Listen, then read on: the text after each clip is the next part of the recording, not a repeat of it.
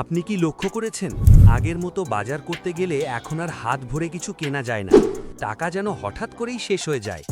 প্রশ্ন হলো, দাম বাড়ছে কিন্তু আমাদের জীবন কি ভালো হচ্ছে, নাকি প্রতিদিন একটু একটু করে আরও কঠিন হয়ে যাচ্ছে?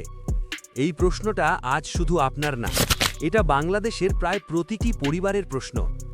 আজকের এই ডকুমেন্টারিতে আমরা খুব সহজভাবে বোঝার চেষ্টা করব দ্রব্যমূল্যের ঊর্ধ্বগতি কিভাবে নীরবে মানুষের জীবন বদলে দিচ্ছে।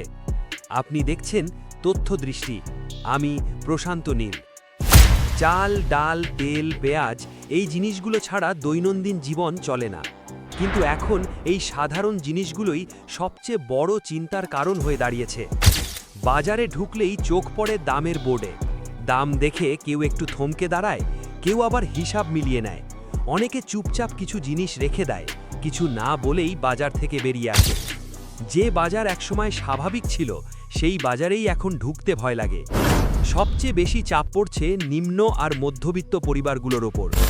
আগে যেখানে এক সপ্তাহের বাজার হতো, এখন সেখানে ৩-৪ দিনের বেশি টেকে না।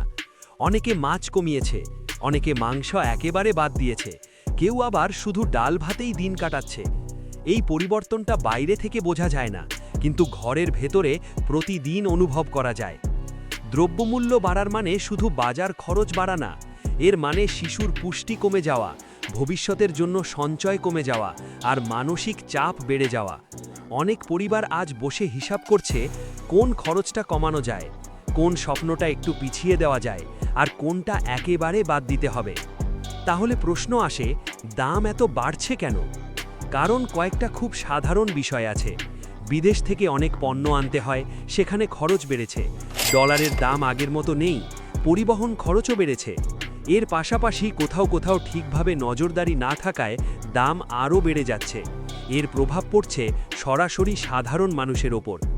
এই পরিস্থিতি যদি দীর্ঘদিন চলতে থাকে, তাহলে মানুষের জীবন আরও কঠিন হয়ে উঠবে। খাবারের মান কমবে, চাপ বাড়বে, আর স্বাভাবিক জীবন হয়ে উঠবে আরও দূরের বিষয়। এই অবস্থা থেকে বেরোতে দরকার বাজারে শক্ত নজরদারি, স্বচ্ছ ব্যবস্থা এবং দ্রুত কার্যকর সিদ্ধান্ত। কারণ দ্রব্যমূল্য শুধু সংখ্যার হিসাব না, এটা মানুষের প্রতিদিনের লড়াই।